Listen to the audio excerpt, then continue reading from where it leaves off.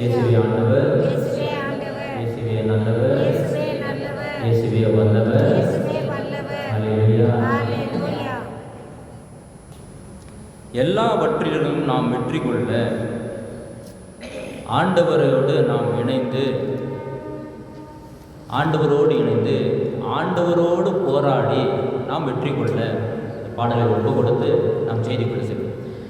யாக்கோபை போல நான் போராடுவேன், எலியாவை போல நான் ஜெபித்திடுவேன். யாக்கோபை போல நான் போராடுவேன், எலியாவை போல நான் ஜெபித்திடுவேன். விடமாட்டேன், யாக்கோபை போல நான் விடவே மாட்டேன். விடமாட்டேன், யாக்கோபை போல நான் விடவே மாட்டேன். யாக்கோபை போல நான் போராடுவேன், எலியாவை போல நான் ஜெபித்திடுவேன். அண்ணான போல ஆலயத்தில் அழுது நான் ஜெபித்திடுவேன். அண்ணான போல ஆலயத்தில் அழுது நான் ஜெபித்திடுவேன். துக்கம் சந்தோஷமா மாறுமர ஜெபித்திடுவேன்.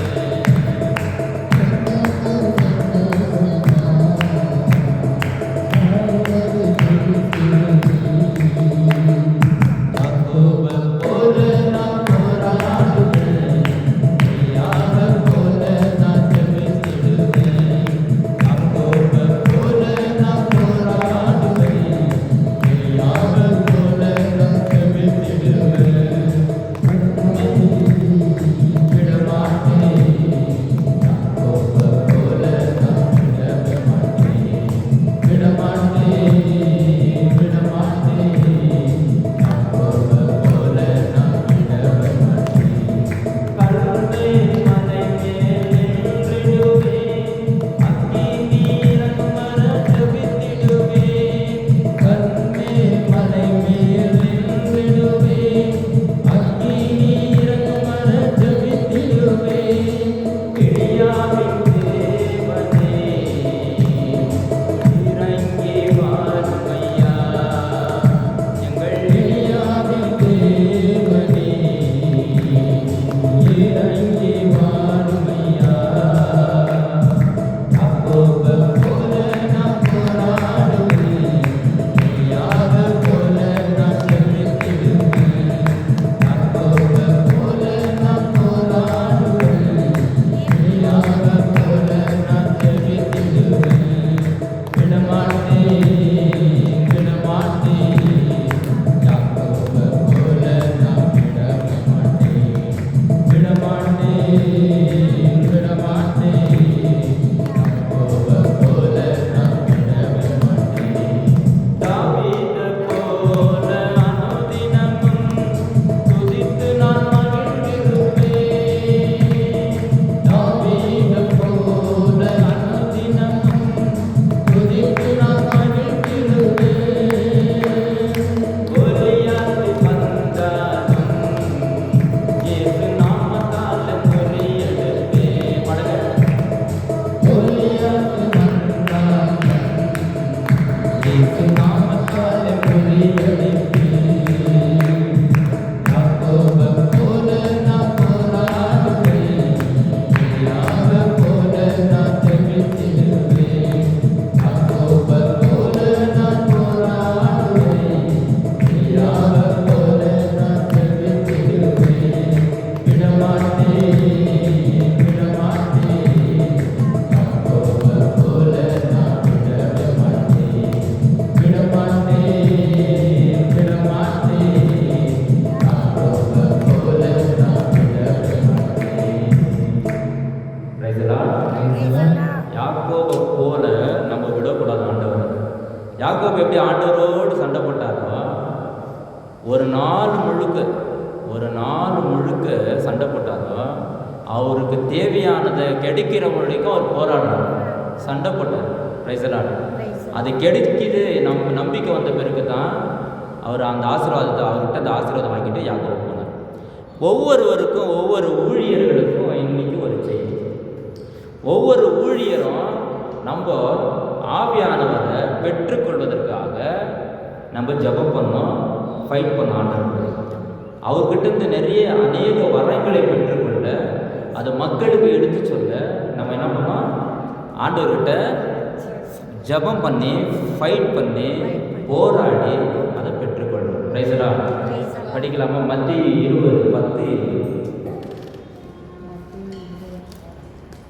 மத்திய 10:20.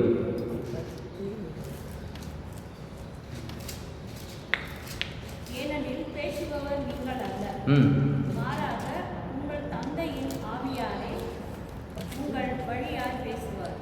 பேசுவது நீங்கள் அல்ல, மாறாக உங்கள் தந்தையின் ஆவியாரே உங்கள் வழியாய் பேசுவார். Price the Lord. இப்போ பேசுறது யாருக்கு? இப்போ இந்த இடத்துல நின்று பேசுறது தாமஸ் பேசுறாரு, தாமஸ் மெசேஜ் கொடுக்குறாரு நினைச்சா அது முற்றிலும் தவறு. இந்த இடத்துல நின்று பைபிளை எடுத்துட்டு வந்து சகோதரர் அந்தோனி ராஜன் நிற்கிறார்னா அந்தோனி ராஜன் வழியாக ஆண்டவர் பேசுகின்றார். இந்த இடத்துல வந்து மார்ட்டின் பிரதர் பைபிளை எடுத்து நிற்கிறார்னா அவர் வழியாக ஆவியானவர் பேசுகின்றார். இந்த இடத்துல வந்து ராணி சிஸ்டர் பேசுகிறாங்கன்னா அவர் வழியாக ஆண்டவர் பேசுகின்றார். Price the Lord. எரேமியாவுக்கு எழுதிய திருமுகம் 1 அதிகாரம் எடுத்துங்க, 1:9.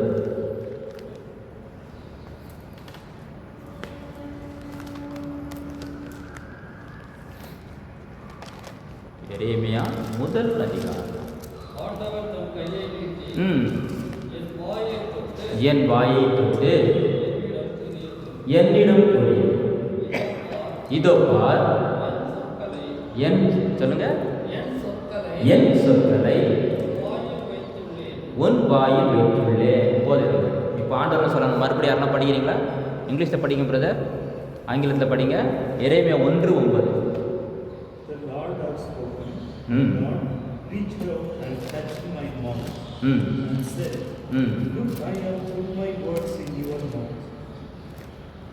இப்போ யார் பேசுகிறாங்க? ஆண்டவருடைய வார்த்தையை யார் வச்சுக்கிறது வாயில்? என்னுடைய வாயில் போய் இங்கே நான் இருக்கிறேன்னு வச்சுங்க. நான் யார்? ஒரு புழு பூச்சின்னு வச்சுக்கலாம். ஆண்டவருடைய ஒரு கருவி. இப்போ ஆண்டவர் என்ன சொல்கிறாருங்க?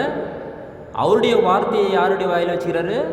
அவருடைய வார்த்தையை என் வாயில் வைத்து அதை உங்களுக்கு பயன்படும்படியாக வெளிப்படுத்துகிறார். கரங்களை தட்டலாமா? கரங்களை தட்டலாம். கரங்களை தட்டி ஆண்டவருக்கு மகிமைப்படுத்தணும். விடுதலை பயணத்தில் மோசே கூட சொல்கிறாரு, 4வது அதிகாரம் 12 படிக்காதீங்க. ஆண்டவரே எனக்கு பேச வராது, நான் திக்கு நாவு உடையவன். ஆண்டவரே சொல்கிறாருங்களா இல்லைங்களா? சொல்கிறார். ஆண்டவரே நான் திக்கு நாவு உடையவன், என்னால் பேச முடியாது. ஆண்டவர் என்ன பண்ணாரு? யாரோ சொல்லுங்க, ஆண்டவர் என்ன பண்ணாரு? பேசுவார். நீ கவலைப்படாத, உன் வாயில் உனக்கு நீ என்ன பேச வேண்டுமோ அதை நான் உன் வாவின் முன் நாவிலே இருந்து நான் பேசுவேன். Praise the lord. அல்லேலூயா. இப்போ ஒவ்வொரு ஊழியருக்கும் ஒரு செய்தி. இதை பார்க்கிறவர்களுக்கும் இந்த செய்தி கேட்ட மற்றவர்களுக்கும் நீங்கள் சொல்லலாம். எடுத்துங்க, யாக்கோபு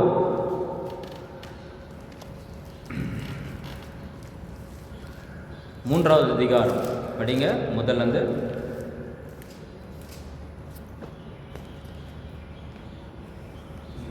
யாக்கோபு 3வது அதிகாரம் 1-5 முடிய.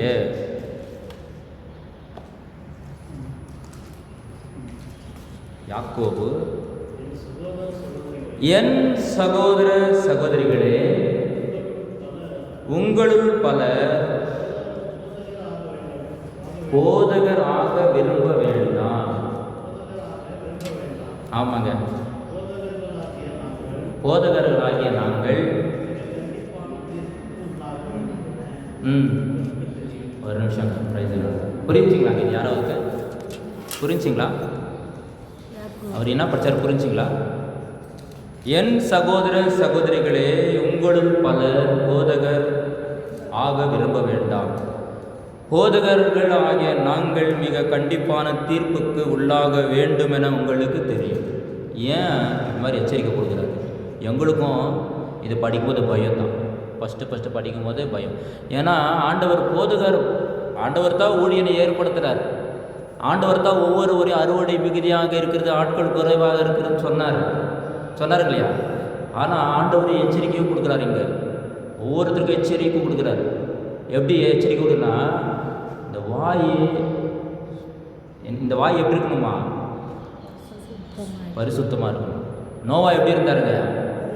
அதனால தான் நோவா குடும்பத்தை ஆண்டவர் காப்பாற்றினார், அவருடைய குடும்பத்தையும் காப்பாற்றினார்.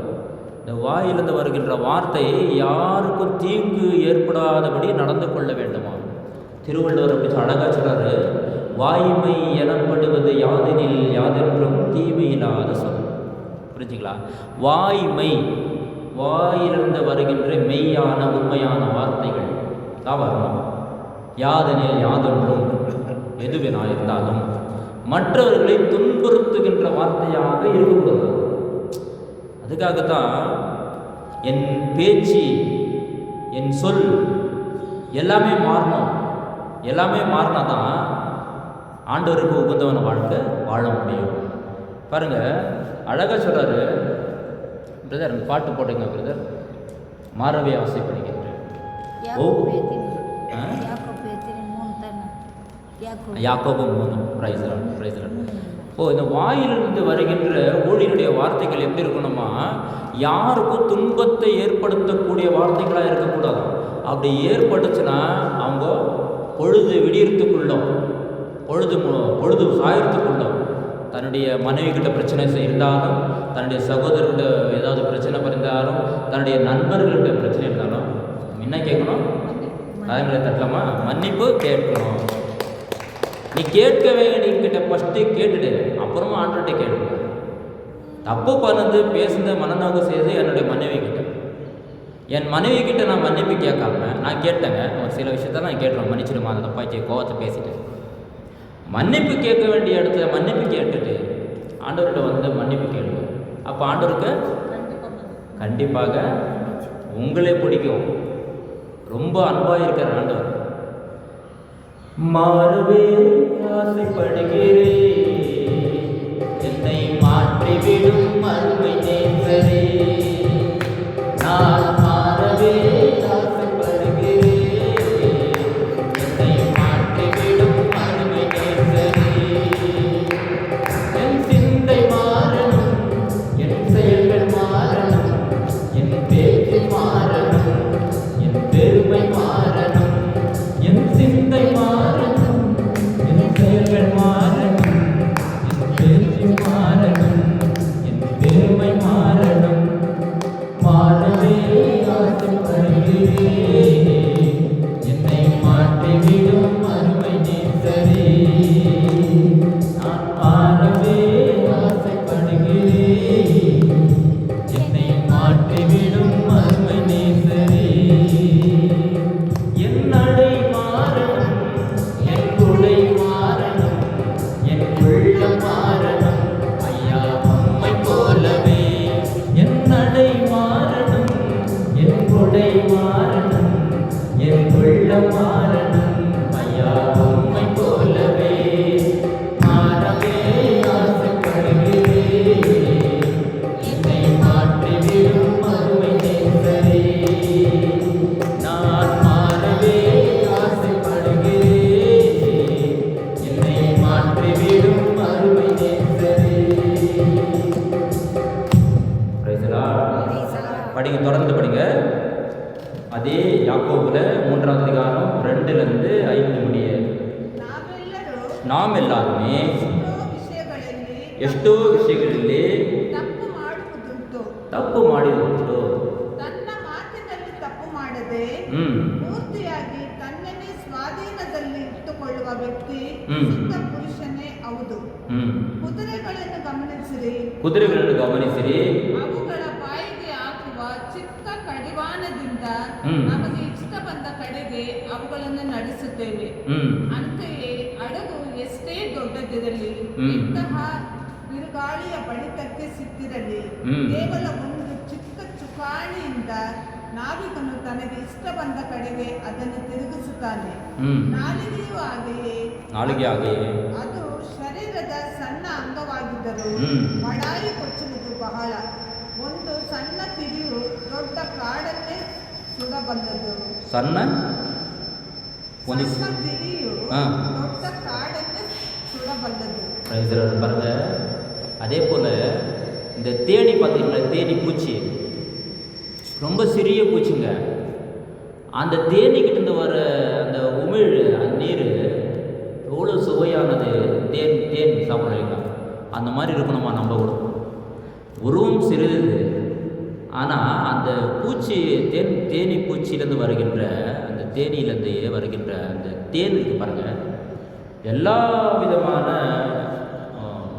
என்ன சொல்கிறதுங்க ஸ்வீட்டு, அது எல்லா விதமான ஸ்வீட்டில் அதிகமான இனிமையான தேனினும் இனிமை இயேசுவின் நாமம் திவ்ய மதுரமாகும். இப்போ தேனை வச்சு தான் பாட்டை எடுத்துக்கிறோம். இப்போ தேன் வந்து அவ்வளோ சுவையானது. அப்படி நம்ம வார்த்தைகள் எப்படி இருக்கணும்? பிரைசரால் ஒரு கப்பலை வந்து அந்த கப்பலை கட்டுப்படுத்துகின்ற அச்சாணி சீரியல் தான். அப்போ இந்த நாவு வந்து அடக்கணும். பிரைசரால் நாவு வந்து நம்ம வெளியே விட்டுட்டோம்னா நம்ம எதாவது மாட்டிக்கணும். பிரைசரால் ஹல்லேலூயா. ஒவ்வொரு ஊழியருக்கும் ஆண்டவர் அளிக்கின்ற சொத்து இது. ஒவ்வொரு ஊழியருக்கும் ஆண்டவர் ஒரு சொத்து கொடுக்குறாங்க. என்ன சொத்துங்க சொல்லுங்க, யாருக்கும் தெரியுது சொல்லுங்க, உங்களுக்கு தெரிந்து சொல்லுங்க. ஆண்டவர் ஒவ்வொரு ஊழியர்களுக்கு ஒவ்வொரு சொத்து கொடுக்குறாரு. பரிசுத்த சொத்து கொடுக்குறாரு. ஃபர்ஸ்ட் கரங்களை தட்டாங்க. ஒவ்வொரு ஊழியர்களுக்கும் ஆண்டவருக்கு ஒரு சொத்து கொடுக்குறாரு, பரிசுத்த ஆவியானவர் கொடுக்குறாரு. ரெண்டாவது நீங்கள் சொல்லுங்கள், ஒவ்வொரு ஊழியருக்கும் பரிசுத்த ஆவியானவர் கொடுக்குறாரு. பரிசுத்த ஆவியானவர் ஒவ்வொருவருக்கும் எல்லா விதமான பரவச பேச்சு பேசுகிறதுக்கு, எல்லா விதமான செயல்கள் செய்கிறதுக்கு. 1 கொரிந்தியர் எடுத்துங்க. 1 கொரிந்தியர் இருக்குது. 1 கொரிந்தியர் 12 அதிகாரம். அந்த அம்மா சொன்ன வார்த்தைகள் அது. 1 கொரிந்தியர் 12வது அதிகாரம் 8லேருந்து 11 மட்டும் படிங்க. தூய ஆவியார்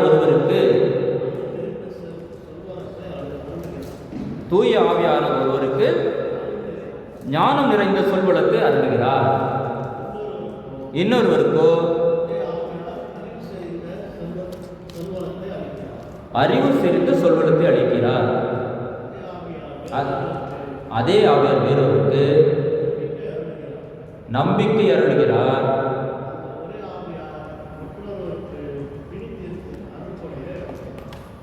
ஒரே ஆவியார் தாங்க. ஒரே ஆவியார் தான் ஒவ்வொருத்துக்கும் ஒரு கிஃப்ட் கொடுக்குறாரு. ஒரே ஆவியார் தான் ஒவ்வொருவருக்கும் ஒரு கிஃப்ட் கொடுக்குறாரு. என்னென்ன கிஃப்ட்டு? ஒருத்தருக்கு பிணித்திருக்கும் அருட்கொடை கொடுக்குறாரு, ஒருத்தருக்கு நம்பிக்கை வார்த்தைகளை கொடுக்குறாரு, இன்னொருவருக்கு இறைவாக்கு உரைக்கும் ஆற்றலை, வேறொருவருக்கு ஆவிக்குரியவற்றை பகுத்தறியும் ஆற்றலையும், மற்றவருக்கு பல்வகை பரவச பேச்சு பேசும் ஆற்றலையும், பிறிதொருக்கு அப்பேச்சை விளக்கும் ஆற்றலையும் வழங்குகிறார். அந்த ஒரே ஆவியாரே இவற்றையெல்லாம் செயல்படுத்துகிறார். அவரே தம் விருப்பம் போல் ஒவ்வொருவருக்கும் இவற்றை பகிர்ந்தளித்தார். Price the Lord. அப்போ ஆவியானவர் ஒவ்வொருக்கும் ஒரு கிஃப்ட் கொடுக்குறார். ஊழியர்களுக்கு அந்தம்மா அழகாக சொன்னாங்க. எசையா 54வது அதிகாரம் எடுத்துங்க. எசையா 54:17 பார்க்கலாம்.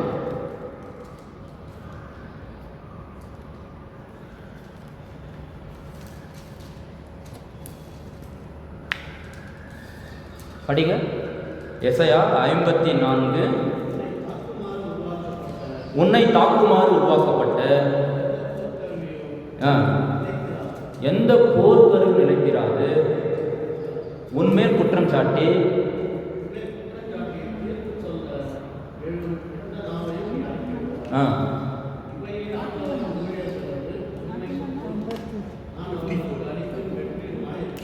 கரங்களை தட்டலாமா? கை தட்டுங்க. புரியலீங்களா? யாருக்கா புரியலீங்களா? சிஸ்டர் 54:17 படிங்க. அதாவது கடவுளுடைய ஊழியர்களாகிய நமக்கு ஆவியார் ஒவ்வொருக்கும் ஒரு கிஃப்ட் கொடுக்குறாரு. சிறந்த கிஃப்ட்டு என்னன்னாக்கா, இந்த ஆவியார் கொடுக்குற கிஃப்ட்டு நம்மளை அழிக்க வருகின்றவர்களை, நம்மளை அழிக்க, ஏதாவது இப்போ அதுதான் சொல்லுவோம், உன்னை தாக்குமாறு உருவாக்கப்பட்ட எந்த போர்க்கையும் நிலைக்கிறார். உன்னை குத்துறதுக்கு எத்தனை ஒரு ஆயுதம் கூட நிற்காதான். அப்புறம் இருந்து நெக்ஸ்ட் படிக்கிறேன். உன்மேல் குற்றம் சாட்டி தீர்ப்பு சொல்ல எழும் எந்த நாவையும் நீ அடக்கி விடுவார். நம்ம மேலே குற்றம் சாட்டி இவன் சரியில்லை, நம்ம மேலே குற்றம் வைக்குவாங்க. அவங்களுக்கு அதே வேலை இருக்கும். ஒரு சிலருக்கு அதே வேலை, ஒருத்தர் மேலே குற்றம் சாட்டணும், ஏதாவது கிடைக்குதா, ஏதாவது வரையில் அவங்கள சிக்க வைக்கலாம். அப்படி தானேங்க. நிறைய பேர் பாருங்கள், நீங்கள் வேலை செய்கிற இடத்துல பாருங்கள், உங்கள் மேலே ஏதாவது குற்றம் சுமத்தணும்னு காத்துன்னுப்பாங்க. நீங்கள் காயிலே போயிருப்பீங்க, அவங்களுக்கு அதே வேலை, அந்த வேலையை விட்டால் வேறு வேலை இருக்காது. ஏதாவது சிக்க வைக்கணும் இந்த அம்மாவை. இந்த என்னம்மா உங்கள் பேர் என்னம்மா? ஜோதி மேடம், ஜோதி சிஸ்டர். என்னம்மா சிக்க வைக்கணும், ஜோக்கி பிரதரை சிக்க வைக்கணும், தாமஸை சிக்கணும், இதே தான் வேலை. ஏதாவது ஒரு வகை கிடைக்குமா, அவங்கள மாட்ட வைக்கலாம் அப்படின்ட்டு. ஆனால் ஆண்டவர் பாருங்கள், அந்த ஊழியர்களை வந்து அவங்கக்கிட்ட ஆண்டவரோட ஆவியானவர் வார்த்தை அப்படியே உள்ளே இருக்கேன், அவங்க பேசுகிறதுக்கு தகுந்தாறு போல பதில் கொடுக்கறத்தக்கதாக வார்த்தையை ஆண்டவர் சொல்கிறாரு. உன்மேல் குற்றம் சாட்டி தீர்ப்பு சொல்ல எழும் எந்த நாவையும் நீ அடக்கி விடுவார். இவையே ஆண்டவரின் ஊழியர்களுக்கு உரிமை சொல். நான் அவர்களுக்கு அளிக்கும் வெற்றியுமாய் இருக்கிறேன் என்கிறார் ஆண்டவர். பிரைஸ் எல்லாம் பாருங்கள், யாக்கோபில் படித்தோம், யாருமே போதகர்களாக விரும்ப வேண்டாம். போதகர்களாகிய நாங்கள் என்னத்துக்கு கடும் தண்டனை காணலாம். ஏன்னாக்கா நேர்மையாக இருக்கணுமா, ஊழியர்கள் நேர்மையாக இருக்கணும், ஊழியர்களை நம்பணும். அவன் ஊழியக்காரனாக இருந்தாக்கா, இந்த பைபிளை எடுத்துகிட்டு வந்து இங்கே நிற்கிறாங்கன்னாக்கா அவன் நேர்மையானவனாக இருக்கணும், நம்பணும். புரியுதுங்களா? அந்த ஊழியக்காரன் நேர்மை இல்லாதவனாக இருக்குவானோ அவன் மேலே சந்தேகப்படுறது, அவன் மேலே குற்றம் சுமத்துறதுக்கு எழுகின்ற நாவுகள் எல்லாத்தையும் அடிக்கிடுவாங்க. அப்போ ஊழியக்காரனாக்கா எப்படி இருக்கணும்? ஆண்டு சொல்ற சீராக் அதிகாரம் 2வது அதிகாரம்,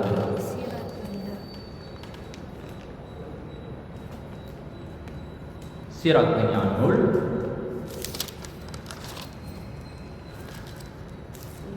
2வது அதிகாரம் 1 படிக்கலாம். குழந்தாய், ஆண்டவருக்கு பணிபுரிய நீ முன் வந்தால், அப்படி ஒன்று நான் ஜோர படிங்க, ஒரு நான் புரியட்டும். சோதனை வருமா வராதுங்களா? ஊழியர்களுக்கு சோதனை வருமா வராதுங்களா? என்னம்மா? கண்டிப்பாக சோதனை வரும். சோதனையில் ஆண்டவர் ஆவியானவர் என்ன பண்ணுவார்? சோதனை வருகின்ற இடத்துக்கு போயிட்டு நம்மளை இட்டுப்பட்ட இயேசுவை எப்படி நிற்க வச்சாரோ, அழகை கிட்ட தூயாவின் எட்டு பாலனத்தை எப்படி ஒப்புக்குத்தாரோ, அந்த மாதிரி சோதனைகளை தாங்கி தாங்கி தாங்கி இந்த கல் சிற்பிங்க செதுப்பாங்களே, என்ன சொல்லுவாங்க, சிற்பிங்க செதுக்கி அதில் கல் தான் கடைசியில் வந்து நிற்கிறவங்க தான் மூளைக்கலாம். அதுதான் தெய்வ கடைசி வரைக்கும் தாங்கி அடிகளை தாங்கி தாங்கி தாங்கி அந்த கல் வந்து சிற்பமாக வடியாக அமைஞ்ச பிறகு அது எங்கே போய் கோயிலில் வந்து கருவறுத்து நிற்குமா, தெய்வ சிலையாக மாறிடும். அந்த மாதிரி சோதனைகள் வந்து ஊழியர்களுக்கு வரும். உங்களுக்கு மட்டும் இல்லைங்க, ஊழியர்களுக்கு அதிகமாக வரும். பிரியமானவர்களே, ஊழியர்களுக்கு தான் அதிகமாக இருக்கும் சோதனை, வந்து பயங்கரமாக இருக்கும். அதுலேருந்து அப்போ எப்படி இருக்கணும் ஆண்டவர் சொல்கிறார். 2வது வசனம் படிங்க பிரதர். உள்ளத்தில் உண்மை உள்ளவனாய் உறுதியாக துன்ப வேளையில் பதற்றவுடன் செயலாற்றாதே.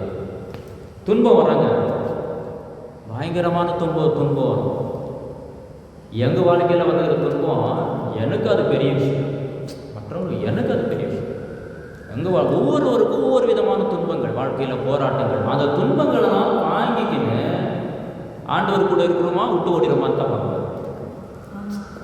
ஆனால் ஊழியர்களுக்கு தண்டனை வந்து நம்ம இருக்கும்போதே வாழும்போதே இங்கேயே தண்டனை கொடுத்து ஆண்டவர் நம்மளை சரி பண்ணுவாங்க.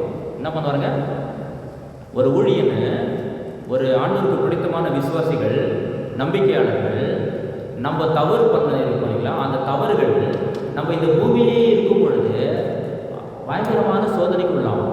அந்த சோதனைகளை தாங்கி தாங்கி தாங்கி தாங்கி, ஏன்னா அங்கே உத்தரிப்பு ஸ்தலத்துக்கு போகக்கூடாது. ஆண்டோடைய விருப்பம் அவங்க உத்தரிப்பு ஸ்தலத்துக்கு போகக்கூடாது. ஆண்டவருடைய பிள்ளைகளை ஆண்டவரை இங்கேயே சோதனை கொடுத்து மீட்டுக்குவார். இங்கேயே தான் கொடுக்கணும், இங்கேயே தான். அதனால தான் ஆண்டவரை விடாமலே பிடிச்சிக்கணும். 3வது வசனம் படிக்கிறது.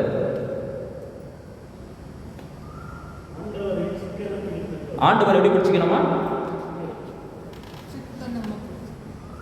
எப்படிமா பிடிக்கணும்? ஆண்டவரை கெட்டியாக பிடிச்சிக்கணும். ஆண்டவர் எப்படி பிடிச்சிக்கணும்? கெட்டியாக பிடிச்சிக்கணும். ஆண்டவர்கிட்ட கெட்டியாக பிடிச்சி ஆண்டவர் சிக்கனை பிடித்துக்கொள். படிங்க பிரதர், கண்டினியூ படிங்க. அவரை விட்டு விலகி செல்லாது. உன் வாழ்க்கையில் வளமையில், உன் வாழ்க்கையின் முடிவில். அது என்னங்க?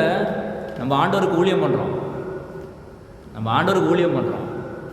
இளமையிலேயே ஆண்டவர் இளமையில் வறுமை தான் கொடுப்பார். இளமையில் என்ன கொடுப்பாரு? ஆண்டவர்கிட்ட இருக்கிறோம். இளமையில் வறுமை வேண்டாம். இளமையில் நல்லா என்ஜாய் பண்ணோம். ஆனால் வறுமை ஊழியர்களுக்கு. ஆனால் எப்போ வளமை? வாழ்க்கையின் முடிவில். வாழ்க்கை எப்போ முடியுது? வெள்ளை முடி ஓனா மலிக்குது பாருங்க. அப்போ தான் நம்முடைய வளமை ஸ்டார்ட் ஆகும். கரங்களை தட்டலாமா? அப்போ தான் நமக்கு வளமை ஸ்டார்ட் ஆகும். நம்முடைய குடும்பத்திற்கு சமாதானம் கிடைக்கும், நிம்மதி கிடைக்கும். நம்ம ஏன்னா ஆண்டவரை விட்டு பிரியாத ஆண்டவர்கிட்டே இருக்கிறதுனால ஆண்டவர் ஒவ்வொரு வெள்ள முடியும் வரும்போது ஒவ்வொரு வெள்ள முடியும் ஞானத்தில் அறிகுறி ஆண்டவர் ஒவ்வொரு ஆசீர்வாதம் கொடுக்கின்றார். Price the Lord. Hallelujah. Brother அந்த பாட்டு பாடுங்க பிரதர். என்ன பாட்டு சொன்னது? பிரியமானவனே. அந்த பாட்டு பாடுங்க. Price the Lord. எல்லாரும் கரங்களை தட்டி பிரியமானவனே உன் ஆத்துமா வாழ்வது போல் அந்த பாட்டை பாடி கடன் சொல்லி செய்து கொண்டு செல்வோம்.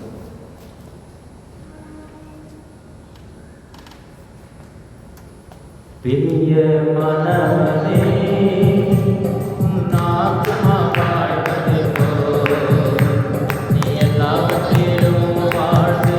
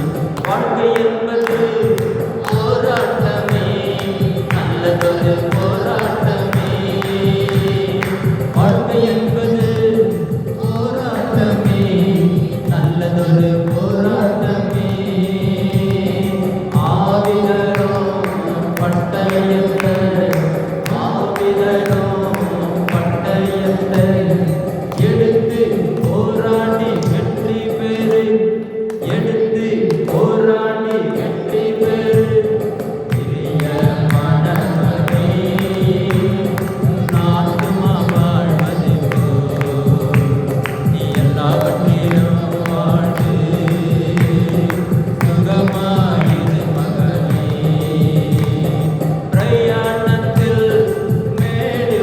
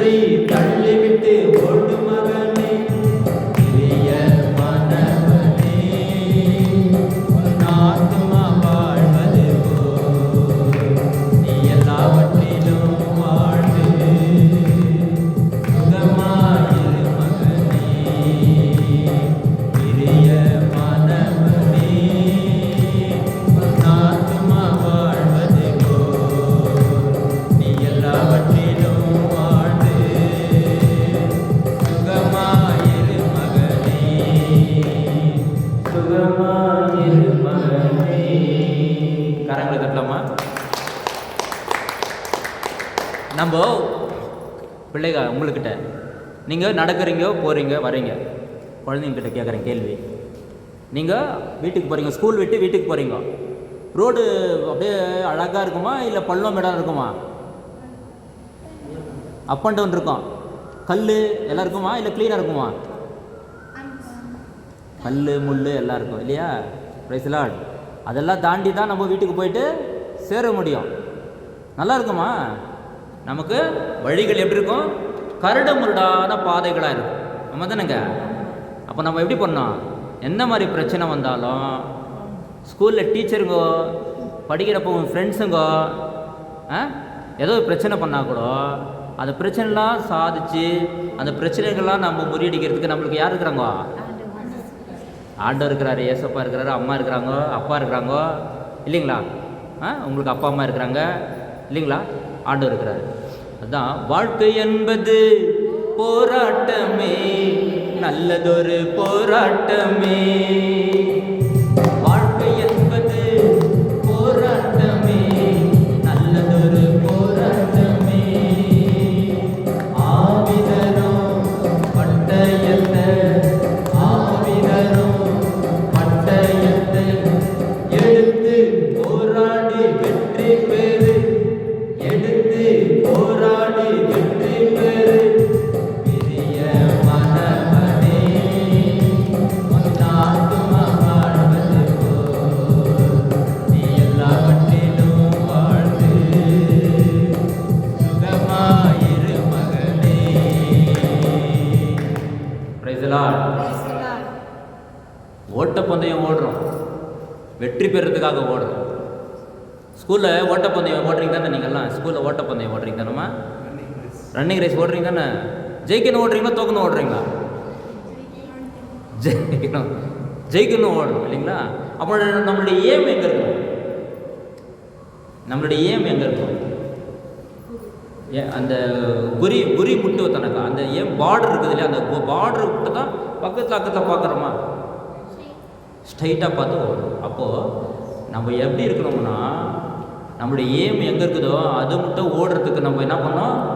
சித்தமாக இருக்கணும். பிலிப்பியருக்கு எழுதிய திருமுகம் 1 அதிகாரம் இறைவார்த்தை 21 படிங்க.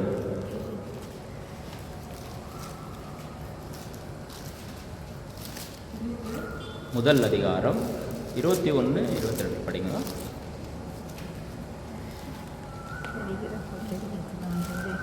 நான் வாழ்ந்தால் அது கிறிஸ்துவுக்காகவே, நான் இறந்தால் எனக்கு ஆதாயமே. படிங்க பிரதர், அப்படியே படிங்க, தொடர்ந்து படிங்க. எனினும் நான் தொடர்ந்து வாழ்ந்தால் பயனுள்ள பணி செய்ய முடியும். தொடர்ந்து வாழ்ந்தால் பயனுள்ள பணி செய்ய முடியும். எனவே எனக்கு தெரியவில்லை. இந்த இரண்டுக்கும் இடையே ஒரு இழுப்பறி நிலையில் உள்ளேன். உயிர் நீத்து கிறிஸ்துவோடு இருக்க வேண்டும் என்னும் ஆவல் ஒருவரும் இதுவே மிக சிறந்தது. ஆனால் இன்னும் வாழ வேண்டும் என்பது மற்றொருவரும். இது உங்கள் பொருட்டு மிக தேவையாக இருக்கின்றது. Price the Lord. பிலிப்பியர் எப்படி சொல்றாரு பாருங்க. பவுல் எப்படி சொல்றாரு? பிலிப்பியர் எழுதிரும் பவுல் அழகாக சொல்றாரு. பவுல் ரொம்ப அழகாக சொல்றாருங்க. முதல் அதிகாரம் பாருங்க. நான் வாழ்ந்தால் அது கிறிஸ்துவுக்காகவே. நம்ம யாருக்காக வாழணும்? கிறிஸ்துவுக்காக வாழணும். பலரை கிறிஸ்துவர்களாக மாற்றணும். நடை மாறணும், உடை மாறணும், பேச்சு மாறணும், செயல்கள் மாறணும். கிறிஸ்துவுக்காகவே வாழணும். கிறிஸ்துவை போல வாழணும். கிறிஸ்துவை போல மாறணும். மற்றவர்களே மாறணும். கரங்க தட்டமா மற்றவர்களே மாற்றணும். நம்ம பார்த்து இவர் இப்படி இருந்தார், இவருடைய செயல்கள் பேச்சு எல்லாம் மாறிக்கொண்டு வருகின்றது. மற்றவர்கள் புரிந்து கொள்ளும் வகையில் நாம் நடந்து கொள்ள வேண்டும். அப்படிதான் நடக்கணும். ஆனால் நம்முடைய வாழ்க்கை எப்படி இருக்குது? பவுல் அழகாக சொல்றது, எனினும் நான் தொடர்ந்து வாழ்ந்தால் பயனுள்ள பணி செய்ய முடியும். நம்ம தொடர்ந்து வாழ்றோம்னா கடவுளுக்கு நல்ல பயனுள்ள பணி செய்யணும். Price the Lord. இந்த இரண்டுக்கும் இடையே ஒரு இழுபறி நிலையில் உள்ளது. உயிர் நீத்து கிறிஸ்துவோடு இருக்க வேண்டும் என்னும் ஆவல் வரும். யாராவது விருப்பப்படுறீங்களா? சாவனுட்டு விருப்பப்படுறீங்களா? யாராவது சாவனு விருப்பப்படுறீங்களா பிரதர்? நீங்கள் பிரதர் சாவனு விருப்பப்படுறீங்களா? பிரதர் நீங்கள் பிரதர் இல்லை, நீங்கள் பிரதர் இல்லை, யாரும் சாவுன்னு விருப்பப்படல இல்லைங்களா? ஆனால் சாவு என்ற பயம் இருக்கக்கூடாது. பவுல் சொல்றப்ப நான் உயிர் நீத்து கிறிஸ்துவோடு இருக்க வேண்டும் என்னும் ஆவல் வரும். கரங்க தட்டாம பாருங்க, 2 பேர் நான் இறக்கலாம், ஏன்னா அந்த இறப்புன்றது பயம் இல்லை. இந்த வார்த்தைகளை படிச்சுட்டாக்கா ஆண்டவருக்கோடு உண்மையோடு இருக்கிறோம். அதுதான் ஆயத்தமாக இருக்கிறியா, இயேசுவுக்காக உயிர் ஆயத்தமாக இருக்கிறியா? ஆயத்தமாக இருக்கு. அப்போ ஆயத்தம்னா என்ன? ஆயத்தம்னா என்ன? மத்தேயு அதிகாரம் எழுதிய அதிகாரத்தில் 25 பார்க்குறோம் இல்லைங்களா? மத்தேயு அந்த தோழிகள் ஓமை பார்க்குறோம் இல்லையா? 10 தோழியர் ஓமை. மத்தேயு 25 தானேங்க, பாருங்க. மத்தேயு 25 அந்த 10 தோழியர் ஓமை பார்க்குறோம். 5 தோழியர்கள் முன் மதியுடையவர்கள், ரொம்ப புத்திசாலி. இன்னும் 5 பேர் அறிவு இல்லாதவங்க. ஏன் அறிவு இல்லாதவங்க சொல்கிறாங்க? அவங்களுக்கு மணவாளன் வர்றது தெரியும். 10 பேருக்கும் தெரியும் மணவாளன் வர்றது. 10 பேருக்கும் தெரியும். ஒருத்தருக்கு தெரியும் போட்டுக்குதா? 10 பேருக்கும் தெரியும் போட்டுக்கு தானே. 10 பேருக்கு தெரிஞ்ச வச்சு தான் அவங்க விளக்கை ரெடி பண்ணாங்க. நம்ம ஆலயத்துக்கு அத்தனை பேர் வராங்க, அத்தனை பேருக்கும் தெரியும் ஆண்டவர் வராரு. எனக்கும் தெரியும், உங்களுக்கும் தெரியும். ஆனால் பாவம் செய்து விட்டாயா, இனி பாவம் செய்யும். புரியுதுங்களா? குழந்தாய், நீ பாவம் செய்து விட்டாயா, இனி பாவம் செய்யும். ஆண்டவர் சொல்றது அவ்வளோதான். பாவத்தை அறிக்கையிட்டு நீ தயாராய் ஆண்டவர்கள். அப்போ ஆண்டவர் வர காலம் தாழ்த்தவே அந்த 5 தோழியர் பெண்கள் என்ன பண்ணாங்க? தூங்கிட்டாங்க. எல்லாருமே தூங்கினாங்க. அவங்க மட்டும் தூங்கினாங்க. 10 பேரும் தூங்கினாங்களே இல்லைங்களா பிரதர்? ஆண்டவர் வந்தார், மணவாளன் வந்தாருன்னு தெரிஞ்சு எழுந்தாங்க, விளக்குங்க எடுத்துன்னு முன்மதி உடையவர்கள் போனாங்க. அவங்ககிட்ட அதிகமான எண்ணெய் இருக்குது. எண்ணெய்னா பரிசுத்த ஆவியானவர். குறைவாக வச்சுக்கிறது. ஆவியானவர் எனக்கும் ஹெல்ப் பண்ணுறாரு, உங்களுக்கு ஹெல்ப் பண்ணுறாரு. அப்பப்போ நம்ம உறவாடினே இருக்கணும். அப்போ நீ யாருன்னு தெரியாது. நம்ம கோயிலுக்கு ரொம்ப நாள் வரணும்னு வச்சுக்கோ. ஃபாதர் நீ யாரு? ஃபேமிலி கார்டு எங்க? பார்க்கவே இல்லையா? ஒன்று கேட்பாருங்களா இல்லையா? நம்ம குருவானவரே நீ யாருன்னு தெரியல போப்பாரு. செத்துட்ட பிறகு பக்கத்தில் சொந்த பந்தம் ஓடி வரும். ஐயா சார் செத்துட்டோம், நாங்கள் ஞானஸ்தானம் எடுத்துக்கிறோம், எல்லாம் ஆகிக்குது, குடும்ப கார்டு எங்கே வச்சுன்னு தெரியல, செத்துட்டாரு. இவர் போயிட்டு சொல்லுவார், இல்லை என்ன மாதிரி ஆளுங்க யாரெல்லாம் போய் சொல்லுவோம். ஃபாதர் அவங்க கிறிஸ்துவங்க தான், அந்த மாதிரி ஆளுங்க நம்ம போகவே மாட்டாங்க, நான் எஸ்கேப் ஆகிட்டேன். ஃபாதர் என்ன பண்ணுவாருங்க? போகக்கூடாதுங்க, நீயே போய் பேசிக்கோ, நம்ம போகக்கூடாது. இப்போ ஃபாதர் பார்க்குவார். அதே போல் தான் ஆண்டவரும் பார்ப்பார். நீ யார்? நீ கோயில் உள்ள இருந்தாக்கா வெளியே சுற்றி நிற்கிற. நீ கோயில் உள்ள இருந்தா காம்பவுண்டு வெளியே சுற்றி கேட்டால் என்கிட்ட என்ன இருக்குது, நான் வெளியே இருந்துக்கிட்டே பூசியை பார்க்குறேன், நான் ஸ்கூல்கிட்ட நின்றே பூசியை பார்க்குறேன், நான் ஹாலில் இருந்து பூசியை பார்க்குறேன். கேட்டால் என்கிட்ட கூட தூய ஆவியானவர் இருக்கிறாரு. உனக்கு கொடுக்கப்பட்ட பொறுப்பு நீ கரெக்டாக செய்ய. நீ எதுக்காக வந்த அந்த ஓய்வு நாளை தூய்மையாக கடைபிடிக்கிறது. அதே போல தான் ஃபாதர் எப்படி நீ யாருன்னு தெரியல எனக்கு அப்படின்னு சொல்லுவாரோ, ஆண்டவர் அப்படி சொல்லி இந்த இவங்க கேட்டாங்க, எங்களுக்கு கொஞ்சம் எண்ணெயை கொடுங்க, நீங்கள் போயிட்டு வாங்கிக்கோங்க, நீங்கள் போயிட்டு கடைக்காரர்கிட்ட போய்ட்டு வாங்கிக்கோங்க, நீங்கள் போயிட்டு குருவானவர்கிட்ட போய்ட்டு பாவ சங்கத்தின் எத்தனை ஓலிஸ்கிட்ட வாங்கிக்கின்னு வாங்க. அப்போது குருவானவரும் போயிட்டுருப்பார். புரியுதுங்களா நான் சொல்கிறது உங்களுக்கு? பிரைஸெல்லாம் புரியுதுங்களா? நம்ம ஆண்டவர் வராரு, பாவ சங்கத்தை அப்பப்போ எடுக்கிறோம். காலையில் எழுந்து ஆண்டர்கிட்ட பேசுகிறோம். காலையில் எழுந்து 1 நிமிஷம் பேசுகிறீங்களா? எத்தனை பேர் ஆண்டர்கிட்ட 1 நிமிஷம் பேசுகிறீங்க? பிரதர், ஆண்டர் கேட்டால் ஒரு மணி நேரம் என்னோடு விழுத்திருந்து ஜெபிக்க முடியாதா? சொன்னார் சிலர்கிட்ட. நான் கேட்குறேங்க, 1 நிமிஷம் ஆண்டவர்கிட்ட எத்தனை பேர் பேசுகிறீங்க? 1 நிமிஷம். யாரும் பேசுகிறீங்க? எல்லாரும் பேசுகிறீங்க.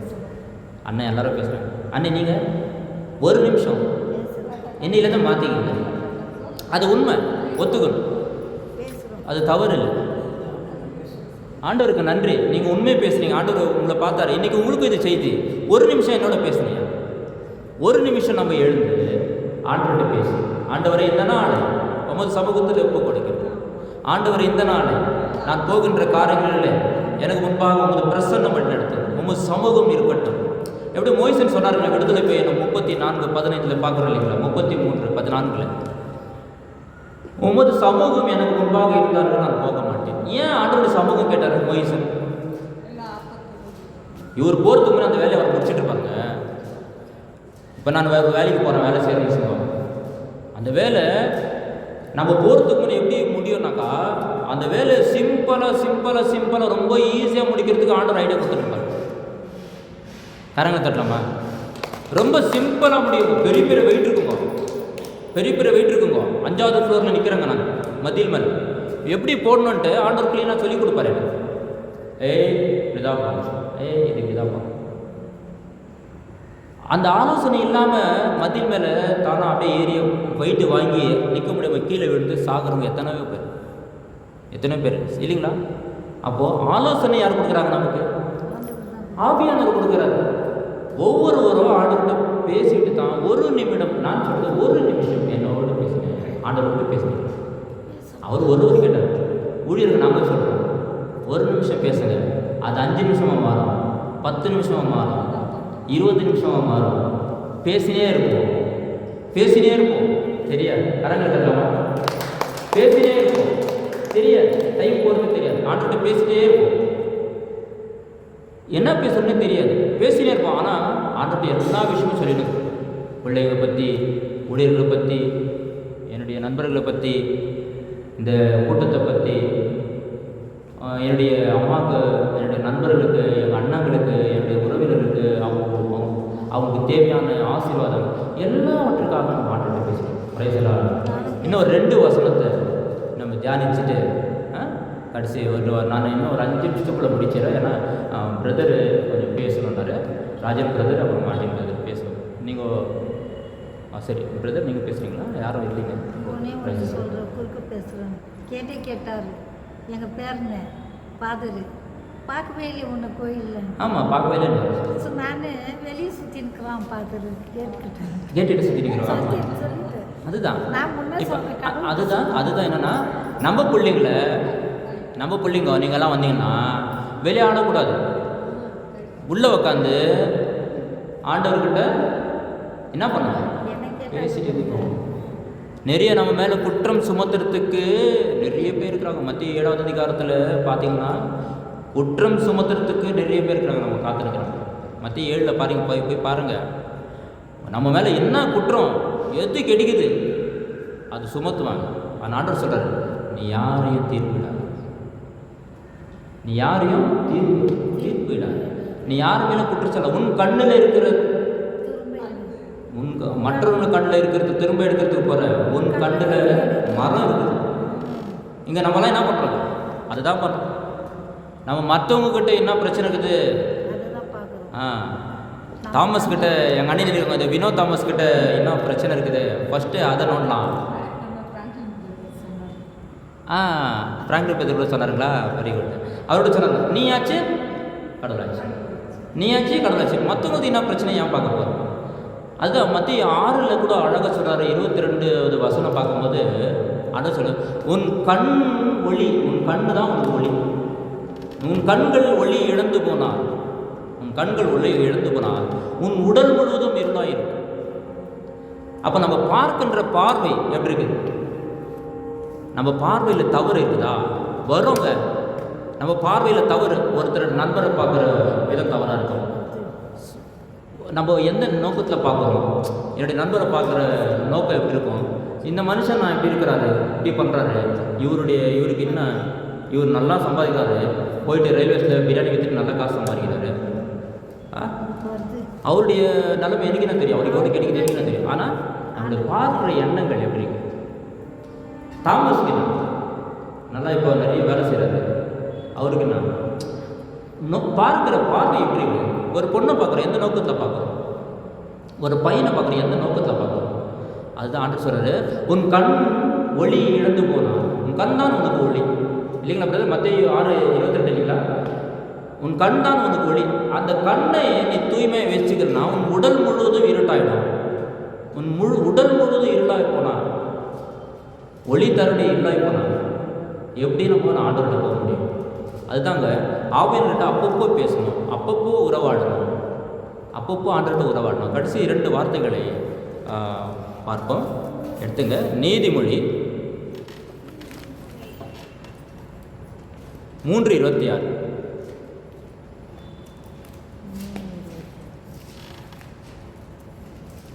நீதிமொழி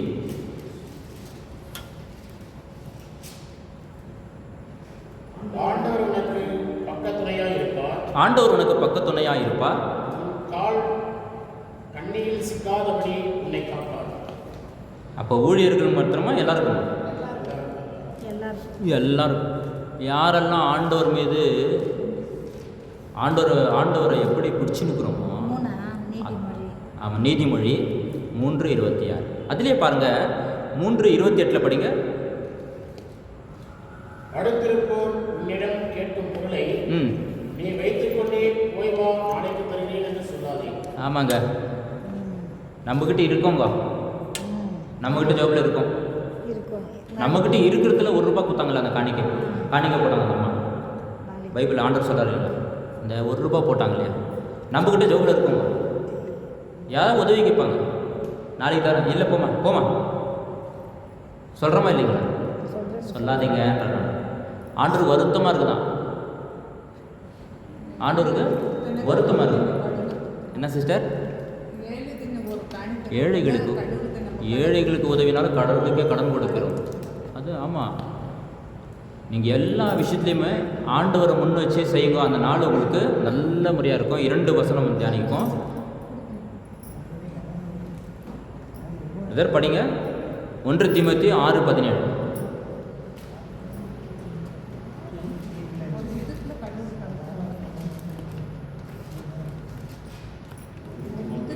ஒன்று தீமோத்தேயு 6:17. சிலர் இந்த லோகத்தை கைவிட்டு 1 தீமோத்தேயு 6:17. இவ்வுலகில் செல்வர்களாக இருப்பவர்களுக்கு இவ்வாறு கட்டளையிடு, அவர்கள் மேட்டிமை உணர்வு கொள்ளலாகாது,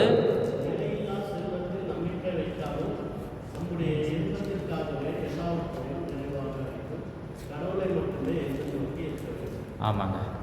இந்த செல்வர்கள் இருக்கிறாங்க இல்லையா, இந்த உலக செல்வர்கள், உலகத்தின் மீது செல்வம் இருந்துட்டாக்கா எல்லாமே கிடைச்சிடுமா? செல்வம் இருந்தாக்கா எல்லாமே வாங்கிட முடியுமா? செல்வம் இருந்தால் எல்லாமே வாங்க முடியாதுங்க. செல்வம் இருந்தாக்கா அது மற்றவர்களுக்கு பயன்படணும், நமக்கு பயன்படணும், நம்ம மனைவி பிள்ளைக்கு பயன்படணும், நம்ம பக்கத்து வீட்டுக்காருக்கு பயன்படணும். அதுக்காகவே என்னவோ துன்பத்தில் அடிபட்டு செதுக்கி சிற்பமாக மாற்றி நிற்கிறாரு எங்களை ஆண்டவர். Price the Lord. பணம் ஏற்கனவே வந்துட்டுதாக்கா எங்களுக்கு தலைகரமாக ஜாஸ்தியாகிட்டு இல்லைங்களா? புரியுதுங்களா? அப்போது சம்பாதிக்கும் போது ஏழைகளுக்கு உதவி செய்யணும். நம்மளும் இப்படி கஷ்டப்பட்டேன் ஒரு வேளை உணவுக்காக என்ன வருது இல்லைங்களா? ஐயோ இவன் கஷ்டப்படுறான், இவனுக்கு வேலை ஏதாவது இருந்தால் கொடுக்கலாம், நீ வா வேலைக்கு காசு கொடு. சும்மாலாம் கொடுக்க மாட்டேன். அப்படி ஒரு சில விஷயத்தில் நானும் கொஞ்சம் இதுவாக இருப்பேன். வேலை செய்கிறவங்ககிட்ட வேலைக்கு வரல காசு கொடுக்க மாட்டேன், வேலைக்கு வரும். ஆனால் இருக்கும் பொழுது இன்னொருக்கு பகிர்ந்து கொடுக்க வேண்டும். பிரதர் 6:11 படிங்க. அதுலேயே கடவுளின் மனிதனாகிய நீ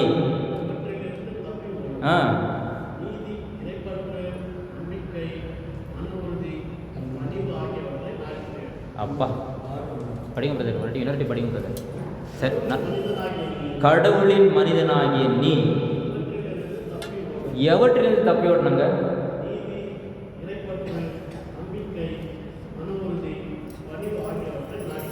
இது நாடித்தோம். எதுலேருந்து தப்பி ஓடணும்? செல்வம், மாய பகர்ச்சி. புரியுதுங்களா? நம்ம அப்போதான் சொல்லிடுக்கிறேன், நம்ம கண்ணில் வர பார்வைகள், நான் என்ற அகந்தை. அதுதான் ஸ்டார்டிங் சொல்கிறேன், இவ்வுலகில் செல்வர்களாக இருப்பவர்களுக்கு இவ்வாறு கட்டளையிடு, அவர்கள் மேட்டிமை உணர்வு. மேட்டிமை என்னங்க? மேட்டிமை உணர்வு என்ன? உணர்வு எல்லாருக்கும் ஒரு விதமான உணர்வு. வரட்டு கர்வ உணர்வு, நான் தான் என்ற அகங்காரம். இதிலிருந்து தப்பி ஓடு. ஆண்டவர் சொல்ல, இதிலிருந்து தப்பி ஓடு. நான் தான் எல்லாத்துக்கும். பணம் வந்துச்சுன்னா ஒரு சிலர் பார்த்தீங்கன்னு வச்சுங்க, வேற மாதிரி சேஞ்ச் ஆகிடும், சேஞ்ச் ஆகாது. தலைகால் புரியாதுங்க. ஆமா, வேற மாதிரி. அதுதான் அவங்களுக்கு சொல்லுன்ற ஆண்டவர் அவங்களுக்கு சொல்லு, மேட்டி உணர்வு கொள்ளலாகாத நிலையில்லா செல்வத்தில் நம்பிக்கை வைக்காமல். யார் மேல் நம்பிக்கை வைக்கணும்? ஆண்டவர் மேல் நம்பிக்கை வைக்க சொல்லுங்க அவங்கள, இல்லைங்களா? மத்திய 6:33 கடைசி வார்த்தையை நம்ம பார்க்கலாம். கடைசி வார்த்தை, ஆண்டோடைய கடைசி வார்த்தை. Price the Lord. மத்திய 6:33.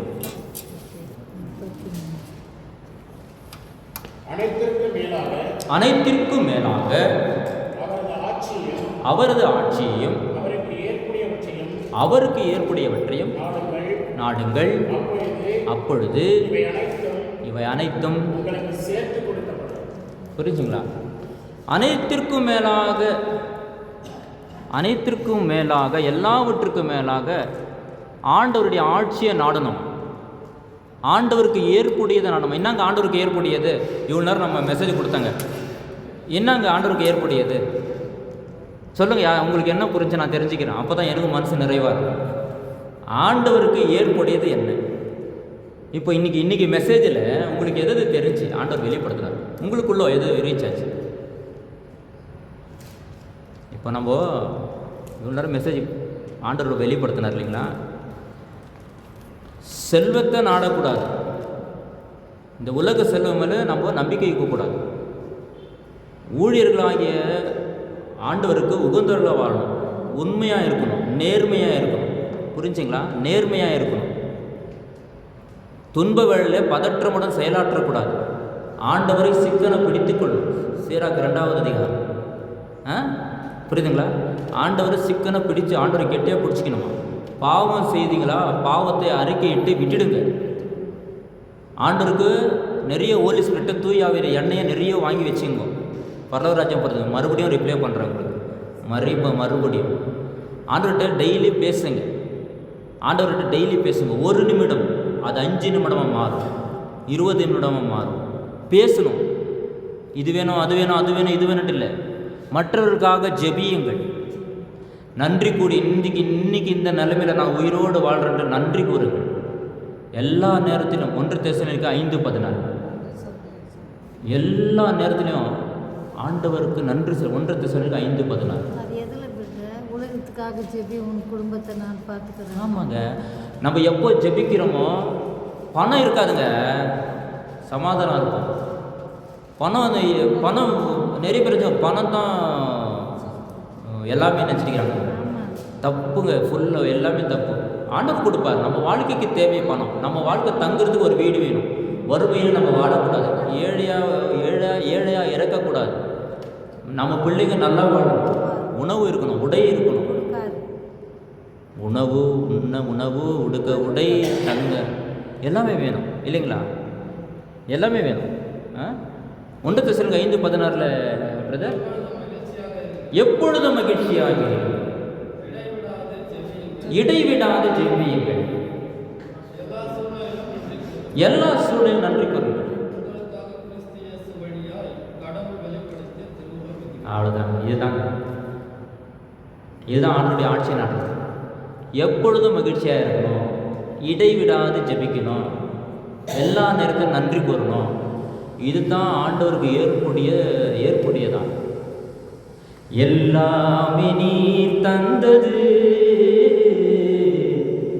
எல்லாமே நீர் தந்தது, வானம் பூமி உறங்கும் எல்லாம் உண்ணும் உணர்வு, வானம் பூமி உறங்கும் எல்லாம் உண்ணும் உணர்வு, கல்வி செல்வம் எல்லாமே நீர் தந்தது, என்றால் வந்தது, எல்லாமே நீர் தந்தது,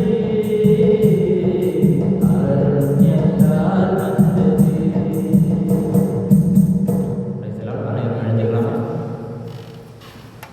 ஆண்டவரே சோத்திரம். ஆண்டவருக்கு நன்றி கூறுங்க. ஆண்டவரே, இந்த நாளிலே இந்த வசனங்கள் உமது வார்த்தையை நாங்கள் கேட்டோம். ஆண்டவரே, நாங்கள் எப்படி நடந்து கொள்ள வேண்டும் என்று தூய ஆவியார் என் வழியாக ஆண்டவரை நீ பேசுவதற்காக உங்களுக்கு நன்றி. ஆண்டவரே இந்த கூட்டத்தை பலப்படுத்தும். ஆண்டவரே அநேகரை நாங்கள் இந்த ஆலயத்திற்கு அழைக்கிறோம்.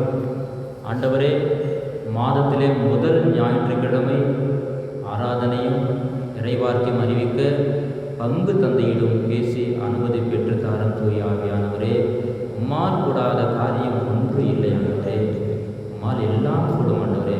உமக்கு பிரியமானதை ஆண்டவரை நீ செய்தே செய்வீர் ஆண்டவரே. நாங்கள் நம்புகிறோம் ஆண்டவரே. உமக்கு பிரியமானது மக்களுக்கு இறைவார்த்தையை சென்றடையத்தக்கதாக ஆண்டவரே நாங்கள் ஆவலாய் உள்ளோம் ஆண்டவரே.